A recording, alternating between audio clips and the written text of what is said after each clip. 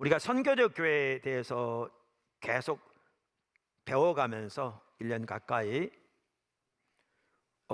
힘들어하는 성도들도 있고, 그래서 잠깐 쉬면서 소화하는 기간 동안 우리 신앙의 가장 핵심적이고 본질적인 부분들을 다시 한번 쭉 살펴보면서 복습하고 있습니다. 우리 신앙은 무엇보다 하나님과 친밀한 교제입니다. 그리고 하나님의 행하심을 보고 우리의 온 삶으로 동참하는 삶입니다. 저는 이것을 신앙의 본질이라고 이렇게 표현합니다. 그런데 하나님과 친밀한 교제, 즉 하나님을 알고 하나님을 존재를 다해 사랑하는 삶을 살려면 하나님을 찾는 것이 필수입니다. 그러니까 우리가 하나님을 아는 만큼 하나님을 사랑할 수 있거든요. 자기도 사랑할 수 있고요, 이웃도 사랑할 수 있고요. 근데 하나님을 알려면 하나님이 자신을 우리에게 계시해 주셔야 합니다. 성령을 통해 우리의 마음을 열어 하나님의 성품과 목적과 길을 깨닫게 해주셔야 합니다. 근데 성경에 보면 하나님은 하나님을 찾는 자에게 자신을 나타내신다고 되어 있기 때문에 하나님을 찾는 것이 우리 신앙에서 가장 첫 단추고요, 어떻게 보면 가장 기초적이고 가장 핵심적인 부분입니다. 그런데 성경에서 하나님을 찾는다는 말은 단순히 자기 필요와 목적을 위해 하나님의 도움을 줄기차게 구하는 것을 의미하지 않습니다. 성경에서 하나님을 찾는다는 말은 하나님의 얼굴을 구하는 것인데 성경이 그렇게 말하고 있습니다. 하나님의 얼굴을 구한다는 말은 하나님을 알기 위해 힘을 다해 그분을 찾는 것을 말합니다.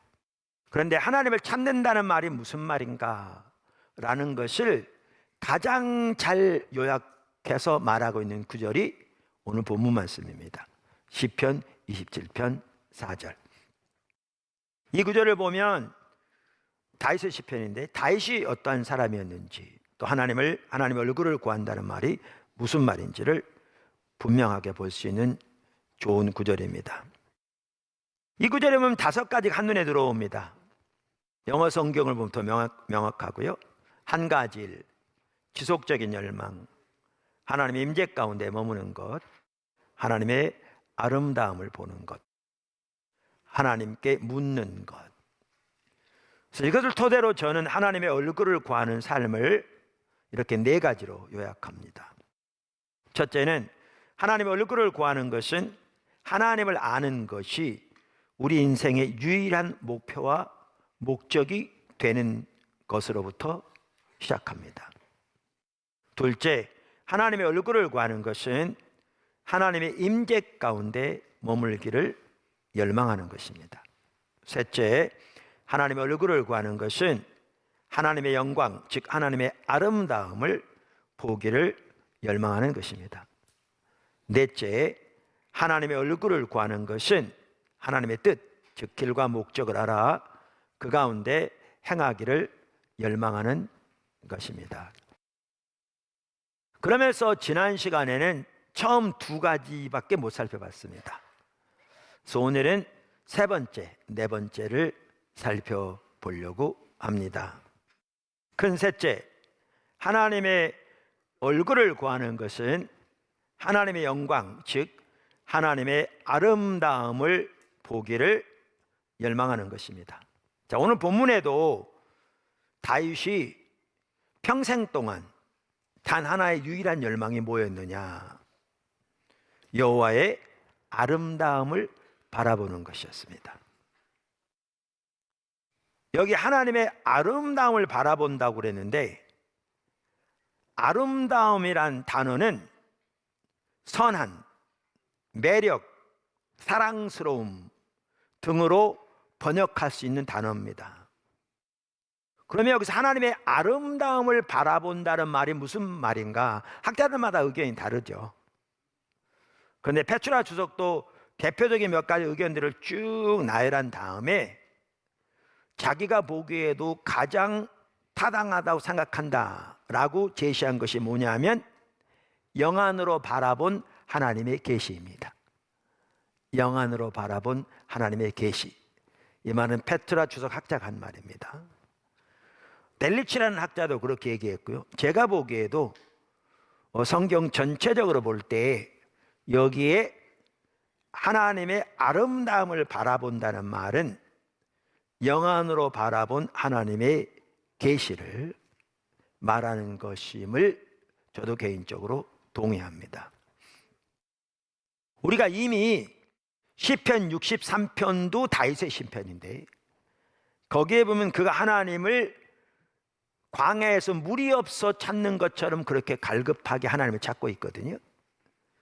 그런데 그 하나님을 찾는다는 말이 무슨 말이냐? 그러면서 2절에 보면 내가 주의 권능과 영광을 보려 하여 이와 같이 성소에서 주를 바라보았나이다. 그러니까 우리가 이건 이미 살펴보았는데 이것은 다윗이 압살롬에게 쫓기기 전 예루살렘에 있었을 때의 경험인데 그때 성소, 하나님의 언약궤가 머물러 있는 성소, 언약궤는 하나님의 영광의 임재가 머물러 있던 곳, 그 하나님의 임재 가운데서 하나님을 바라본, 그러는 가운데 하나님의 권능, 하나님의 영광, 다음처럼 하나님의 인자하심을 보았던 그 사건을 지금 회상하고 있는 거죠. 그럼 페트라 주석의 그 기자도 그렇게 쓰면서 이사야서 6장을 예로 들거든요. 이사야 선지자가 성전에 들어가서 갑자기 하늘 문이 열리면서 보좌에 앉으신 하나님의 거룩한 하나님의 영광을 보게 되죠. 그 영광이 성전에 가득한, 이 말은 하나님이 이사야가 본 그러한 모습을 갖추신 분이 아닌 거죠. 하나님은 영이시기 때문에 살과 뼈가 없으신 분이시죠. 그럼 이건 뭐냐 하면 거룩하신 하나님의 영광을 보이신 거죠. 영광을. 무슨 말이냐 하면 거룩하다는 말은 구별된다는 말이거든요. 하나님은 창조되지 않은 창조자로서 모든 피조물과는 근본적으로 구별된 분이십니다. 그리고 거기에는 어떤 죄도 없는, 그리고 그 하나님이 온 세상을 통치하고 계시는, 그리고 그 거룩한 영광이 성전에 가득한, 이 하나님의 임재 가운데서 이 거룩한 하나님의 영광을 보니까 이미 살펴본 것처럼 이사야는 자기 입술이 부족한 죄악이 보인 거죠. 부정한 죄악이. 너무 반복적으로 얘기해 죄송합니다만은 짧은 기간 거기 있었던 것 같지 않은데 그 상당 시간 동안, 얼마나 성경에 써 있진 않지만 그 기간 동안 그 하나님의 거룩한 하나님의 영광을 보면서 영의 눈으로 머물러 있었는데 그 상황에서 자기에게 비춰진 죄악이 입술이 부정한 죄악밖에 없었다는 사실은 우리하고는 근본적으로, 여러분은 몰라요, 저하고는 근본적으로 다른 경건한 사람이거든요. 그런데도 그 하나님의 영광 임재 앞에 서니까 자기 모습이 보이는 거잖아요. 그리고 그가 그곳에는 탄식할 때 하나님께서 천사를 통해서 성전에서 타는 숯을 가져다가 입에 대며, 다 상징적인 언어들이죠. 진짜 숯을 말하는 게 아니고 진짜 입에 대해서 탄 걸 말하는 게 아니라 그 환상 중에 내 죄가 정화해졌다, 깨끗해졌다. 그러면서 하나님이 그 시대를 향한 하나님의 마음을 보이시죠. 누가 우리를 위해 갈고 우리가 누구를 보낼고, 이런 하나님의 의중, 하나님의 마음이 보여지니까 이사야가 제가 여기 있사오니 저를 보내소서, 그 앞에 자신을 온전히 드리는, 이게 하나님의 영광을 본 거죠.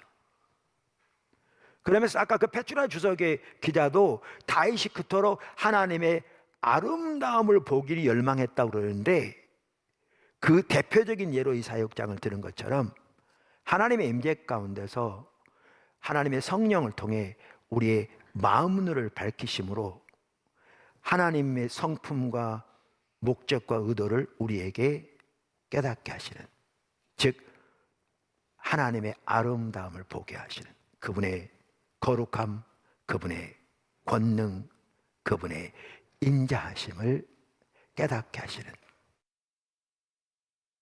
그래서 여기 하나님의 아름다움을 보기를 열망했다는 말은 가장 제가 보기에 학자들도 그렇고 타당한 것이 영안으로 바라본 하나님의 계시입니다. 그러니까 그렇게 하나님을 구한다는 말은 다윗이 그것이 단 하나의 유일한 열망이었다고 평생 동안 그랬는데, 그렇게 하나님을 더 알기를, 그분의 아름다움을 더 알기를, 그분의 영광을 보기를 열망하는 것이지요. 네 번째, 하나님의 얼굴을 구하는 것은 하나님의 뜻, 즉 길과 목적을 알아 그 가운데 행하기를 열망하는 것입니다. 사실 일부 예배 때는 이 한 부분만 했는데 끝까지 못했습니다. 아까 다윗이 그토록 열망했던 한 가지가 뭐였느냐? 하나님께 묻는 거였습니다. 하나님께 묻는 것. 오늘 본문에 보면 시편 27편 4절의 맨 마지막 부분에 이렇게 말하거든요. 다윗이 그토록 열망했던 한 가지가 뭐였느냐? 그의 성전에서 사모하는 그것이라 이렇게 돼 있잖아요. 사모하는 그것이라. 그래서 우리말 성경에 왜 이렇게 번역했는지 모르겠습니다. 하여튼 사모한다고 되어 있는 이 단어는 원래 히브리어 원어를 보면, 구약 성경은 히브리어로 쓰여 있잖아요. 원어를 보면 바카르라는 단어입니다. 그래서 이 단어는 조사하다, 영어로 말하면 investigate, 조사하다 혹은 숙고하다 라는 뜻을 가지고 있습니다. 그래서 이 부분을 많은 영어 성경, 특별히 주요 영어 성경들이 다 inquire, E로 시작하는 inquire나 I로 시작하는 inquire, 같은 단어인데요, 로 번역하고 있습니다. 킹 제임스, ASB, RSB, 뉴 킹 제임스, ESV 등 주요 성경들이. 그래서 다윗이 그토록 열망한 그 한 가지에 포함된 또 하나의 요소는 하나님의 뜻, 의중, 길을 알기 위해 하나님께 묻는 것이었습니다. 다윗은 늘 하나님의 뜻 가운데 거하기를 원했기 때문에 하나님 앞에 나아가 하나님의 뜻과 길을 물었습니다.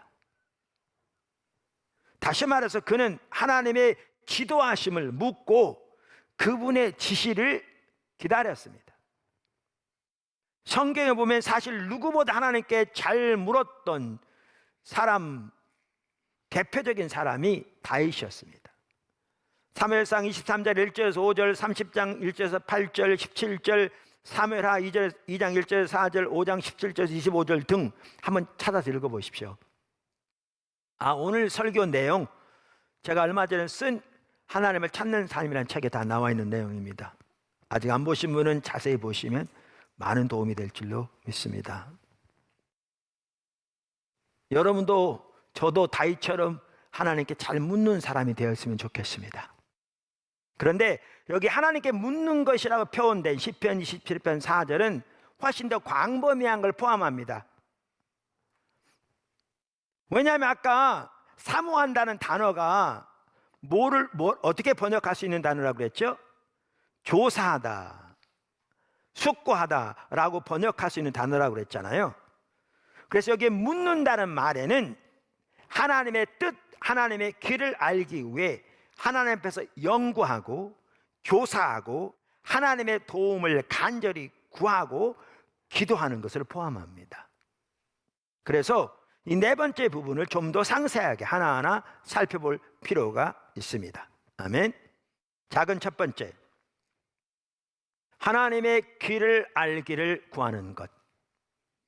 하나님의 길을 알기를 구하는 것. 그러니까 하나님을 알기를 간절히 구하는 것에는 아까 살펴본 것처럼 하나님의 아름다움을, 그분의 성품을 알기를 간절히 찾는 것이 포함되고요. 또한 그분의 길을 알기를 간절히 찾는 것이 포함됩니다. 예를 들면 시편 25편은 다윗의 시편입니다. 거기에 보면 다윗은 간절히 하나님을 찾았습니다. 1절, 여호와여 나의 영혼이 주를 우러러 보나이다. 여기 우러러 본다는 말은 하나님을 찾는다는 말과 같은 말입니다. 시편 69편 6절 등에 보면 알 수 있습니다. 그런데 다윗은 하나님을 간절히 찾되 하나님의 길과 진리를 알기 위해 간절히 찾았습니다. 4절에 그게 나옵니다.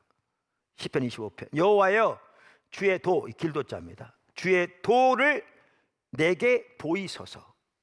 주의 길을 내게 가르치소서. 주의 진리로 나를 지도하시고 교훈하소서. 주는 내 구원의 하나님이시니 내가 종일 주를 기다리나이다. 제가 쓴 책 중에 내 발의 등이라는 책이 있습니다. 큐티에 관한 책인데요.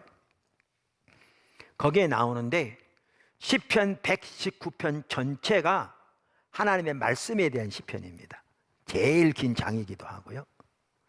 그런데 그 시편 기자는 하나님을 간절히 찾고 있는 걸 볼 수 있습니다.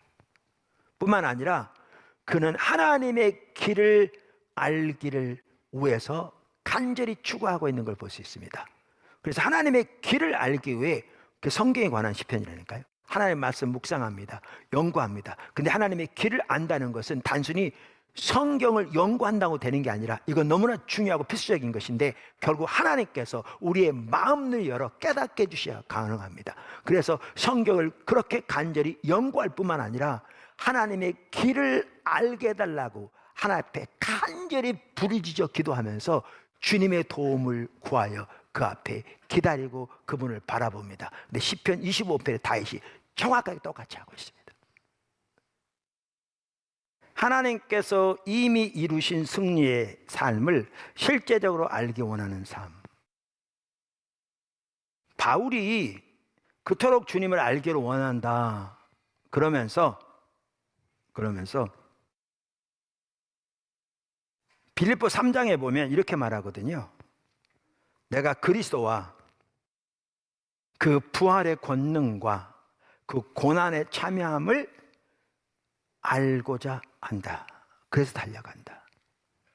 그러니까 여기에 보면 우리가 이미 살펴보았듯이 바울은 그토록 예수님을 알기 원했는데 예수님을 알기 원하면서 그가 알기 원했던 구체적인 사항 중에 하나가 뭐냐 하면 예수님과 함께 고난에 참여함을 알기 원했고요. 그 예수님의 부활의 권능을 알기 원했어요. 그럼 예수님의 부활의 권능을 알기 원한단 말이 무슨 말이에요? 예수님의 부활의 권능을 실제에서 삶에서 경험적으로 알기 원하는 거죠. 우리가 이미 여러 번 살펴봤는데 에베소서 1장에 보면 에베소 교회를 위해서 기도하면서 이렇게 기도하잖아요. 17절 우리 주 예수 그리스도의 하나님 영광의 아버지께서 지혜와 계시의 영을 너희에게 주셔서 하나님을 알게 하시고 너희의 마음의 눈을 밝히사 그의 부르심의 소망이 무엇이며 믿는 우리에게 베푸신 능력의 지극히 크심이 어떠한 것을 너희로 알게 하시기를 구하노라. 그러니까 에베소 지역 외곽에 고대 7대 불가사의 중에 하나인 아데미 신전이 있었다고 그랬잖아요. 도시 전체가 우상 숭배를 먹고 사는, 경제가 유지되는 그 상황에서 이제 갓 태어난 교회 위해서 뭘 위해 기도하느냐, 땅 밟게 하라고 그런 게 아니라 지혜와 계시 영을 통해 하나님을 알게 해주시고 그들과 함께하는 하나님의 능력이 얼마나 큰 것인가를 그들로 깨닫게 해주시기를 구하고 있잖아요. 그런데 그 능력이 큰 것을 설명하기 위해서 강력한 용어들을 많이 사용합니다. 힘, 위력, 능력의 지극히 크심. 그런데 그것으로 부족해서 예를 들죠. 그 동일한 능력이 예수님 안에서 역사하셔서 죽은 자들 가운데 살리시고 모든 정사 권세보다 비교도 안 되는 만큼 뛰어난 하나님 보좌 우편에 앉으신 그 능력이 함께한다. 자 보세요.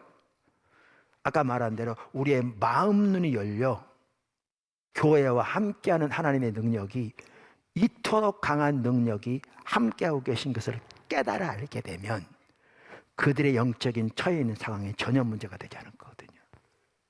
근데 사도 바울은 에베소 교회를 위해 기도할 뿐만 아니라 똑같은 옥중서신 빌립보에서 보면 자기가 그 예수님의 부활의 능력을 알기를 그토록 열망합니다. 이 말이 뭔 말이냐면 예수님의 십자가와 부활을 통해서 이루신 그 승리를 실제로 살면서 경험적으로 알기를 그토록 열망한 겁니다. 이러려면요, 적극적인 연구도 필요하고요, 도움도 필요하고요. 우리 지혜로만 안 되니까 하나님도 주님 앞에서 간절히 기도하며 기다리는 것도 포함합니다. 그래야 이 지식이 실제가 되어집니다. 여러분, 하나님의 얼굴을 구하는 사람도요, 한두 번 설교 듣고 책 보면 대강 뭘 얘기한지 알아요. 또 설교 들으면 똑같은 설교 하네, 그렇게 생각할 수 있어요. 그런데 이 내용은 그 이론적으로 알라고 나누는 게 아니고요, 그 삶을 살자고 나누는 거예요. 근데 실제로 여러분이 그 삶을 살아서 하나님을 추구하는 가운데 하나님의 임재가 내 삶 속에 회복되어지고 하나님의 주권적인 통치가 실제로 삶에 회복되어지고 내 삶에서 하나님의 주도권을 잡으시고 앞서가시는 거 실제로 회복되어지고 그러면서 하나님만을 믿음으로 의지에 순종해 가는 가운데 하나님께서 나를 통해서 하나님의 일을 이루시고 하나님 비전과 목적을 이루시고 이 삶이 실제로 되어지려면요, 한두 번 설교 들은 것이 절대 가능하지 않을 거예요. 그 삶을 살려면 어떻게 주님을 찾아야 될 건지부터 시작해서 한두 번 들었던 설교뿐만 아니라 같은 내용을 다루는 수없이 많은 다른 책들도 살펴가면서 아니면 다르게 주님과 동행했던 분들 살펴보면서 성경을 새롭게 보면서 어떻게 하나님과 실제로 얼굴을 구하며 주와 동행하는 삶을 살 것인지 배우기를 원하고, 근데 그렇게 이론적으로 배운 것만 가지고 안 되니까 하나님의 도움을 줄기차게, 아까 다윗이 그랬던 것처럼 시편 119편에 저자가 그랬던 것처럼 구하고 주님 안에 기다리고, 그리고 주님이 보여주신 내 삶을 조정해 순종해 가고, 그리고 그러면서 바로 열매가 안 나타나니까 주님이 어떻게 할지 구하고, 이런 과정을 통해 세워지는 거예요. 그게 안 되면 이론적인 지식으로 끝나요. 아, 성경적이 좋아요, 성경 공부했어요, 이만큼 열매 나타나는 거죠.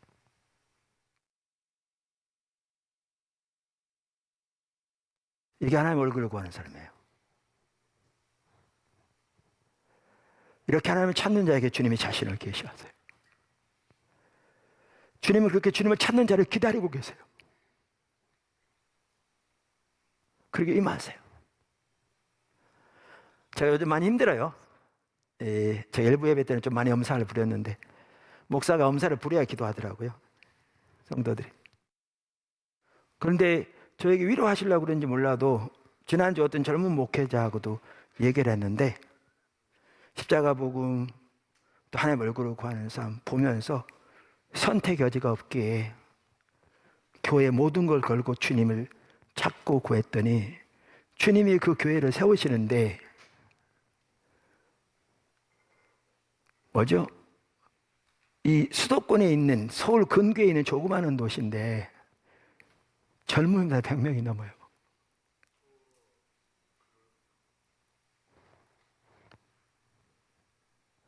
그리고 하나님의 군성교뿐만 아니라 젊은이사에게 놀라웠게 역사하셔서 지난주 침례교단 군성교 세미나 할 때 강사로 교단에서 초청했더라고요. 나를 잘 알죠.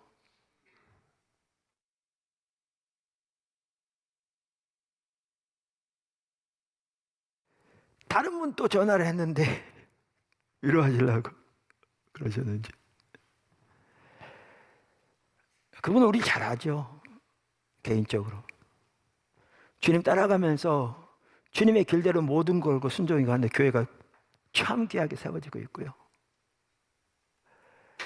자기가 아는 그 교단에 아주 뛰어난 선교사님이 신학교 다닐 때 교도주의처럼 이론적으로 막 따지고 그랬던 분인데 지금 사역을 그 교회에서 매우 알려질 만큼 잘하고 있는데 얼마 전에 전화 와서 만났더니 완전히 성령의 사람이 돼 있더래요. 그러면서 열매가 엄청나게 귀하게 나타나고 있는데 휴대폰 켜서 보여주는데 제 설교를 유튜브로 보고 있는 걸 쫙 보여주더래요.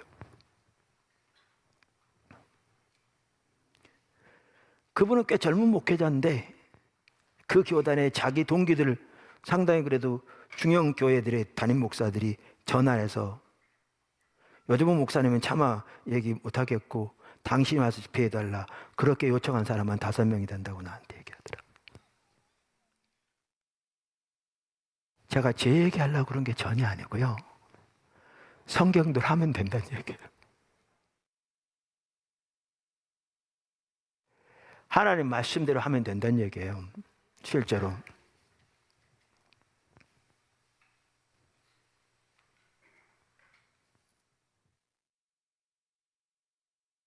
그래서 보도나무 교회가